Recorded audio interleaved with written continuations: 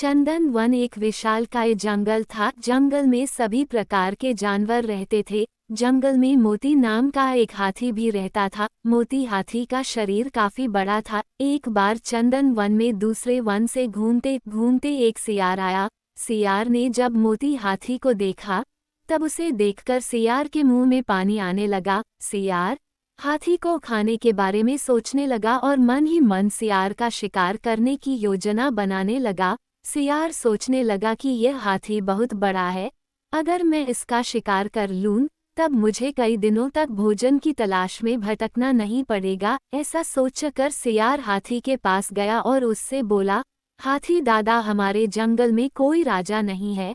हमारे जंगल के सभी जानवर चाहते हैं कि कोई बड़ा और समझदार जानवर हमारे जंगल का राजा बने।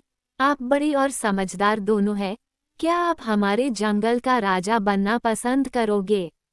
सियार की बात सुनकर हाथी खुश हो गया। उसने राजा बनने के लिए हाँ बोल दिया। इस पर सियार ने हाथी को अपने साथ चलने के लिए बोला। हाथी राजा बनने की खुशी में झूमते हुए सियार के साथ जाने के लिए तैयार हो गया। सियार हाथी को ऐसे तालाब में ले गया जिस तालाब में दलदल था। हाथी राजा बनने की खुशी में इतना मस्त था कि वह बिना सोचे तालाब में नहाने उतर गया। जैसे ही हाथी दलदल वाले तालाब में उतरा, हाथी के पैर दलदल में धंसने लगे। उसने सियार से बोला, तुम मुझे कैसे तालाब में ले आए? मेरी मदद करो, मेरे पैर दलदल में धंस गए हैं।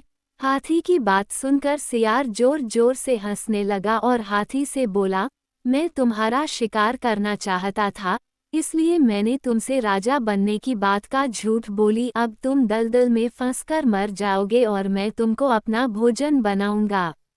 सियार की बात सुनकर हाथी की आंखों से आंसू आने लगे। उसने बाहर निकलने की बहुत कोशिश की, बहुत बार सियार से बाहर निकालने की विनती की, लेकिन सियार ने उसकी कोई मदद नहीं की और हाथी कुछ देर के प्रयत्न के बाद मर गया। हाथी के मरने के बाद सियार हाथी को खाने के लालच में उसकी पीठ पर चढ़ गया। हाथी को खाने के लालच में उसकी पीठ पर चढ़ गया। हाथी को खाने के लालच में सियार यह भूल गया कि वह भी हाथी के साथ दलदल में नीचे जाता जा रहा है और अंत में सियार भी हाथी के साथ धीरे धीरे दलदल में धंसकर मर गया। इस कहानी से हमें ये शिक्षा मिलती है कि जो दूसरों के लिए बुरा करता है उसके साथ भी बुरा होता है।